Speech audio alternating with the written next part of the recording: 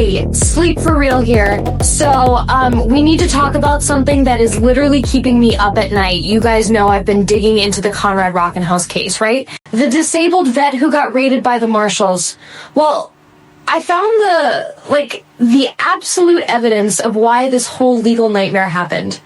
I'm calling it the Lakin Logjam. Okay, so picture this. Conrad has this retained attorney, Marc Lakin, and back in May 2025, just moments before a huge hearing, Lakin basically ambushes Conrad. He separates him from his wife, Adrienne, and, get this, threatens him with more jail time if he doesn't plead guilty. And here is the part that makes me sick. Lakin knew Conrad has a combat-related traumatic brain injury. Conrad is a disabled veteran. And we aren't talking about just anyone, right? Conrad literally put everything on the line for this country. He fought and was awarded the Global War on Terrorism Service Medal, the Expeditionary Medal, the Armed Forces Reserve Medal, the Kosovo Campaign Medal. He even earned the Navy Marine Corps Achievement Medal, letter of commendation flag, and the Combat Action Ribbon. Like, seriously, Conrad Rockenhaus really fought for us and, our freedom. He gave so much to this country, right? He was literally out there trying to protect our interests and democracy abroad. But that service left him 100% disabled. He survived an IED explosion in Afghanistan, and now he has a brain injury and seizure disorder, which, he has to live with for the rest of his life. The Disabled American Veterans actually rated him 100% disabled effective way back in February 2015, and he was honorably discharged. So, the system, the federal government, they absolutely freaking knew what Conrad Rockenhaus sacrificed. His attorney, Marc Lakin, knew what he sacrificed. And that attorney, Marc Lakin, literally just exploited this war hero's cognitive vulnerability to force a plea, even though Lakin had, a mountain of evidence proving he was innocent. Seriously, who does that? Why? But, wait though, it gets worse. So, fast forward to August. Conrad and Adrienne fire Lakin because obviously he's awful. They tell him to withdraw. But Lakin? Nah, he just refuses.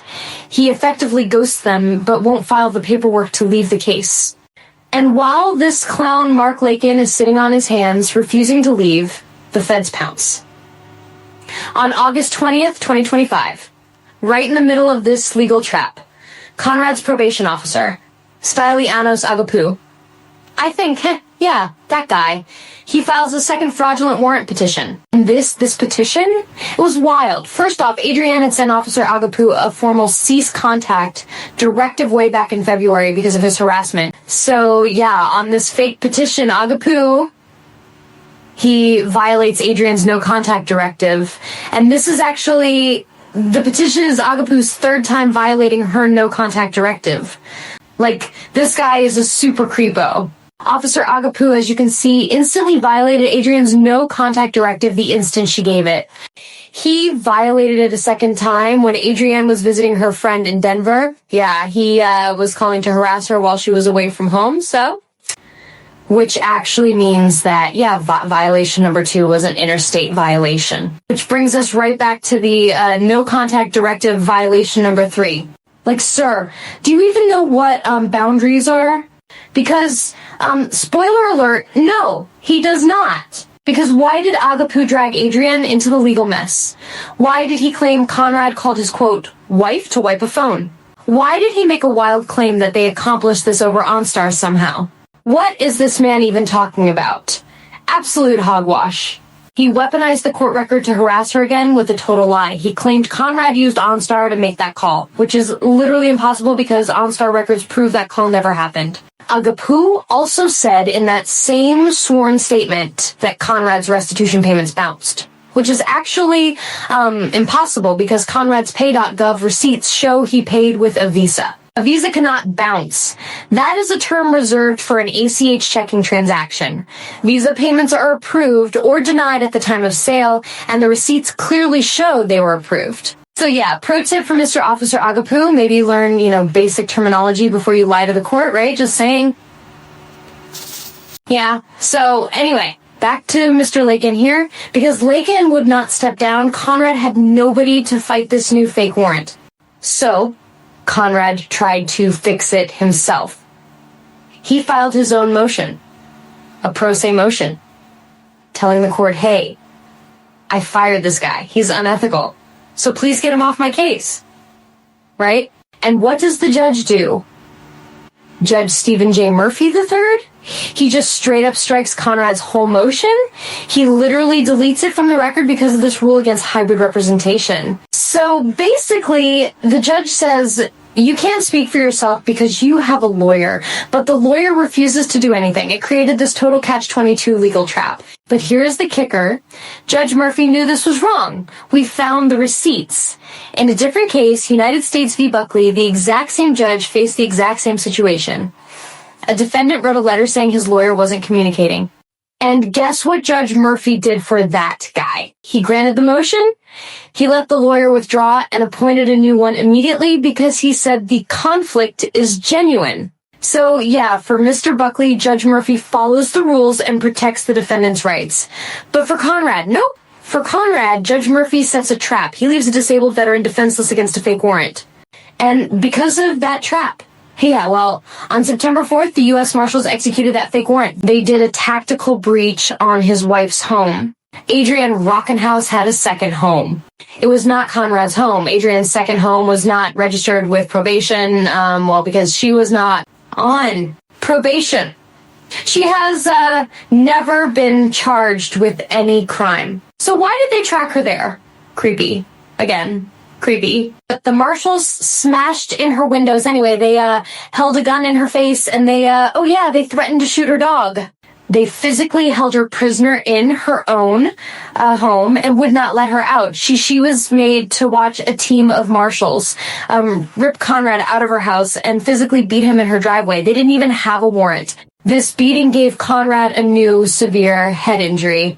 And get this, just hours later, he's in federal duty court, totally unrepresented because Marc Lakin had already ghosted. So Conrad, he just collapses in court. He has a grand mal seizure right there, right on the courtroom floor, because of the brain trauma the marshals just inflicted. And Mr. Marc Lakin, he abandoned Conrad. Marc Lakin left a brain-injured war hero to seize on a courtroom floor alone. Yeah, that happened. So, then, 42 freaking days later, 42 days, Marc Lakin finally files a motion saying, sorry for the delay, I was on vacation, out of the country. Yeah, that's where I was out of the country. Right. Newsflash, Marc Lakin was not out of the country.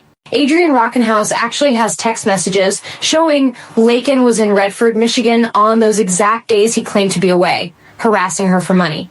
Marc Lakin lied. He lied to a federal judge in a sworn motion. That is the definition of perjury. That is a felony. He was not taking selfies at the Eiffel Tower. He was not drinking margaritas on the beach. Marc Lakin was literally swinging golf clubs in Redford, Michigan on the days he swore to the court he was not in the country. This was the Lakin Logjam. And this logjam was enabled by Judge Murphy, who knew better. Officer Agapiou was actually there. He, should have helped Conrad, But everyone saw him run from the courtroom the moment Conrad began seizing instead. So, yeah, this isn't, just bad lawyering.